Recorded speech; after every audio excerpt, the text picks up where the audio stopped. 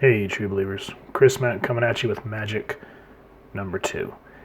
And this was a really excellent read.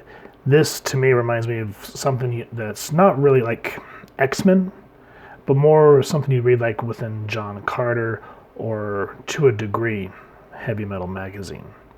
What do I mean by that? Well, let's dive into it and talk about Illyana in this crazy book. This is called Cold Iron, Hot Blood. The print date on this was January 1984, and the powerhouse team of Chris Claremont writing, John Buscema penciling, Tom Palmer finishing, Glynis Wine colorist, Tom Orzanowski doing the lettering, Louise Jones, who we know as Simonson, is the editor, and Jim Shooter was editor-in-chief. And so last issue we were introduced to this character named Cat. Now, what's the what is the relationship between these two? Well, you find out, as we talked about in the Uncanny X-Men issue, we see that Illyana goes into limbo, and then she comes back older. Well, this 4-part miniseries talks about what happened while she was down there. So for her, years pass, but to the X-Men in reality, no time has changed. But while Illyana is down there, she realizes that there's an alternate reality where her X-Men got out of limbo. But there's another reality where the X-Men did not. So this Cat is the Kitty Pryde that got left behind in this universe. And as you can see, John Buscema's pencils and the artwork, the coloring, the dynamicness of the panel, the way that, they used to say draw the Marvel way, just very, very beautiful. And again, when I think of John Buscema, this just kind of reminds me of like something you may see in terms of the paneling and just the mastery work here. This would be something you would see in, Conan the Barbarian. When just that old school look that really gave what comics, the feel that made it so popular, such a popular medium once upon a time ago. Now this is where Illyana meets Sim. Sim is the one that eventually is corrupts Madeline Pryor and causes Inferno. But here, he's the one that kind of begins to push Illyana back to Belasco. And he does so because while she's in limbo, she goes, God, I wish I could see Peter. And well, I behold my brother. And I try to find the voice to scream. So we see just the absolute just effing nightmare that Illyana is going through while she's down here. Because I think at this point she's almost 14. I think when she fell through, she was still just in 8 or 9 or something like that. But just imagine seeing your brother hanging like that, just completely warped and deteriorated. The man of metal that saved you from that tractor back in the what was that, where they were from back in Russia.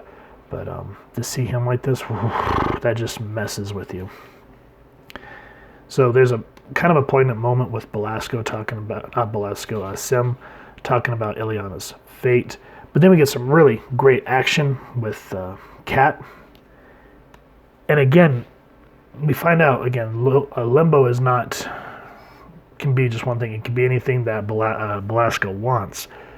So we go from sort of that nightmare escape that we saw to this more desolate wasteland. So this, to me, reminds me of the Dark Tower. This reminds me of like you'd see Roland and his kin going through. And just the absolute gorgeousness of the artwork. A lot of times when you'd see flat panels and they just use like a flat background, but then the character's doing nothing dynamic. Look at how Kitty's grabbing this 2-headed lion, riding it, stabbing it in the neck. This is the type of stuff you'd see in action comics all the time back in the day. So it was always quality, quality, quality, as where now, sadly, it's hit and miss. And you come to find out the fate of Kitty and why she looks more like literal cat-like. And what I like here is you finally start to see Illyana begin to evolve. Because the first issue, you just kind of, she's this helpless little girl, but you kind of get this short montage and you begin to see her evolve and grow. And you see the dynamics of the Left Behind Storm and Kitty and their opposing views. And it's just a very well done character development. Again, this is not, other than seeing Colossus or kind of talking about what happens to this reality's X-Men, it feels like some sort of like sci-fi adventure fantasy. And of course, the hero's journey. The hero being Illyana.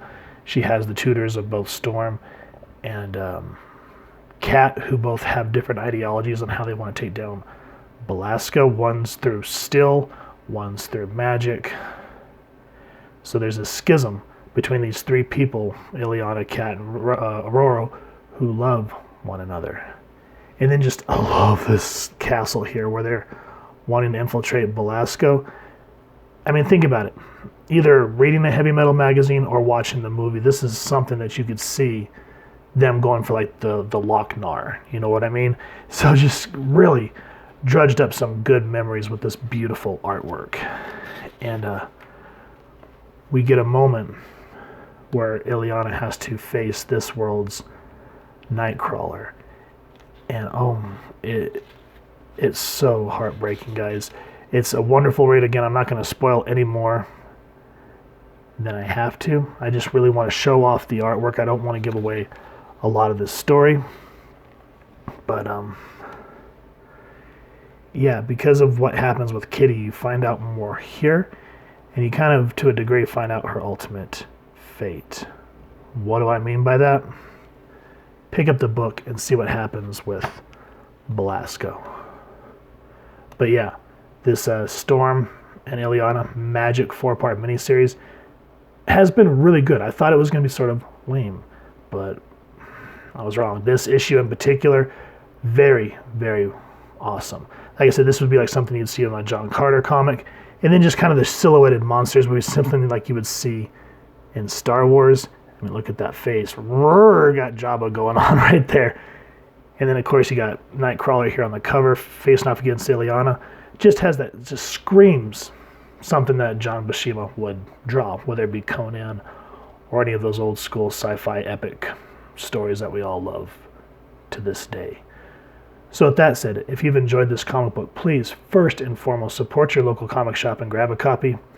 If you've enjoyed this review, we really would appreciate it if you take a moment to hit like, share, and subscribe. Helps the club channel more than you can possibly know. And if you won't mind hitting that fancy little X bell next to subscribe, that way as we continue to upload content, you guys will get notified and come to the channel. And we love talking with y'all and hearing your thoughts down in the comments below or on our social media pages, which I will make sure to leave the links down in the description. So with all that said, thank you so much for stopping by. Hope you all continue to have an absolutely amazing day reading, and happy hunting, true believers.